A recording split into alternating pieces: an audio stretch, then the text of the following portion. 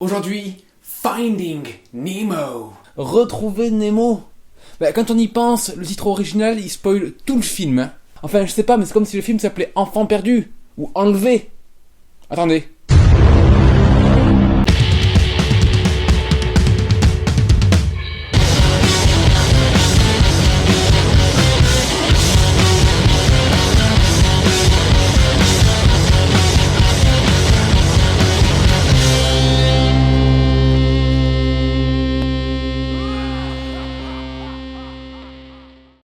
Je veillerai à ce qu'il ne t'arrive rien, je te le promets. À part une aventure traumatisante qui changera toute une vie, je te promets, il ne t'arrivera rien. On sort et on rentre. On ressort et puis on re-rentre. Et encore une fois, on sort et puis on re-rentre. Est-ce que j'ai l'esprit mal tourné ou est-ce que le père a enfin la fameuse discussion avec son fils où il lui apprend comment pratiquer le coït? Oh, arrête-toi, attends pour traverser. Parce que c'est vrai, vous ne pouvez pas passer au-dessus. Pardonnez-moi. Tu es poisson clown. T'es un marin là. Raconte-nous une blague.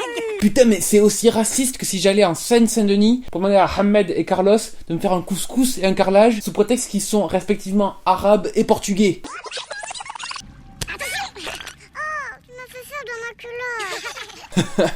Et que serait un film d'animation sans une ou deux blagues de paix au milieu? Je ne sais pas qui est le pilote du bateau, mais il voulait clairement se débarrasser du dentiste. Et pourquoi tu dis ça, mec? Tu vois, il est même pas remonté à la surface et encore moins sur le bateau que l'autre commence déjà à faire remonter l'encre. Et vu l'endroit où l'encre est et la profondeur à laquelle ils sont, ça doit déjà faire un petit moment qu'il s'est mis à la remonter. Hein. Donc le bateau aurait pu dériver au gré du courant, paumant au passage notre cher petit dentiste. Les poissons sont nos amis, on n'y touche plus. Sauf à ces saletés de dauphins. Les dauphins, ouais, faut voir comment ils se la jouent, ceux-là. Ça aussi, c'est plus ou moins raciste, je pense. Je m'appelle Marin, je suis poisson clown. Poisson clown semble. Allez, vas-y, fais-nous rire. Attends, mais vous êtes aveugle ou con? Ça se voit à sa gueule que c'est un poisson clown, tout comme ça se voit direct que vous êtes des requins. Tu vas sincèrement me faire croire que Marin a pu tomber sur ce masque précis en plein océan? Tu sais lire? Je sais lire? Eh ben alors vas-y, lis ce qu'il y a écrit là. Quoi? Attends, mais de toutes les choses tordues et incongrues que j'ai pu voir dans les dessins animés, cela fait partie au moins du top 3. Michael Bay présente le monde de Nemo. Élégant. Deuxième blague de paix. À la troisième, je me barre. J'adore les bulles. Wow, et d'où t'es apparu, toi? T'étais pas là il y a 10 secondes. Hein. Oh, le grand bleu. C'est comment? À vrai dire, malgré tout l'amour que j'ai pour Jean Reno et Jean-Marc Barr, c'est un peu long comme film. Je disais, ça va commencer. Ah, c'est bon. C'est un traitement canalaire. Et d'après les radios, ça risque d'être pas beau à voir. Et pourquoi est-ce qu'ils peuvent comprendre ce que Starry leur dit Ah, c'est bon. C'est un traitement canalaire. Et d'après les radios, ça risque d'être pas beau à voir. alors qu'il y a 30 secondes, ils n'entendaient rien lorsqu'elle était collée à la vitre? On n'a rien compris. Who messes with the blowfish, Jesse? Nobody. You're damn right. Say it again. I'm a blowfish. Say it like you mean it. I'm a blowfish! Blowfish! Voilà Errol avec le courrier. Oh, va le chercher, Percy. Tu es son cadeau d'anniversaire. Oh, Si j'offre un chat à mon fils, je vais pas aller ramasser son putain de chat à la pelle après qu'il soit fait écraser pour prendre une photo de lui avec mon fils. Ah!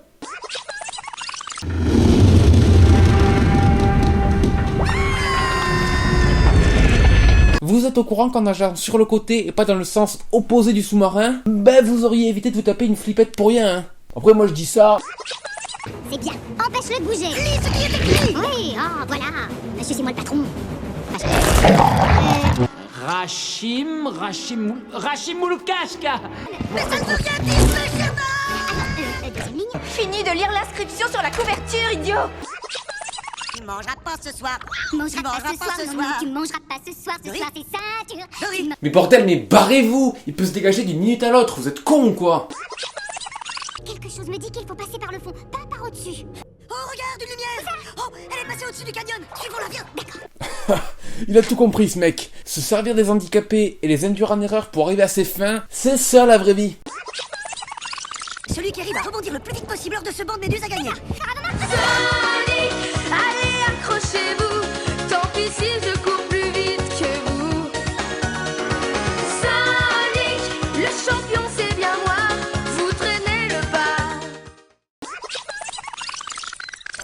pleine mer à leur poursuite. Et là, il est tombé sur 3 énormes... Requin affamé, il a réussi à s'en débarrasser en les faisant exploser. Dis-moi pas que c'est pas vrai. Là, c'est de quoi il a posé un truc de 80 façons.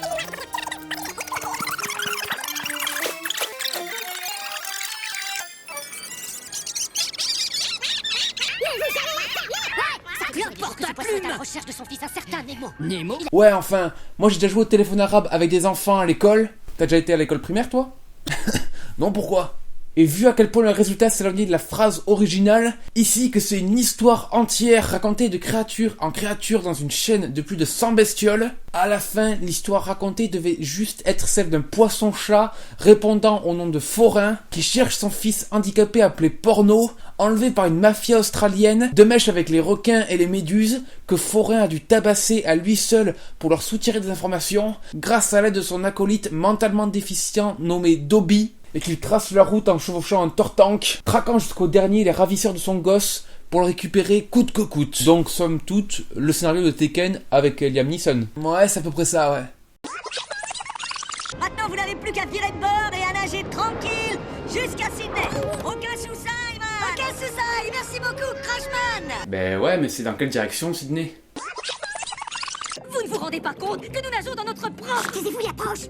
Et 2, 3, ok, moi c'est bon, moi je me tire. Hop hop hop, tu restes là, bonhomme, ok? Ça fait que 2 blagues. Ça, c'était sur le caca. Attendez. T'arrêtes pas, c'est un fou. J'ai quelque chose à vous dire. Pourquoi partir en bondissant sur toute la longueur du quai, alors qu'en faisant juste 3-4 sauts sur le côté, ben c'était bon, vous étiez sauvés. La vie n'est pas une partie de Crash Bandicoot. Et puis en plus, c'est le même problème qu'avec le sous-marin de tout à l'heure, hein. Je pense quand même que nos 2 couillons devraient travailler un peu leur technique de retraite.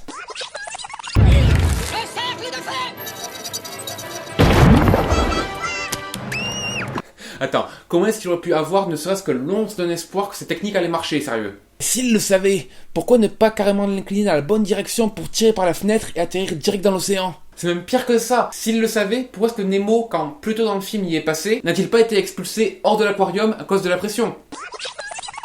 Personne n'est jamais resté aussi longtemps avec moi. Bordel de merde, mais qu'est-ce que t'en sais, toi, sérieux? T'arrives même pas à retenir le nom du gamin que tu recherches depuis 1 semaine. Comment tu saurais combien de temps les gens restent avec toi? Je m'appelle Dory. Et moi, Nemo.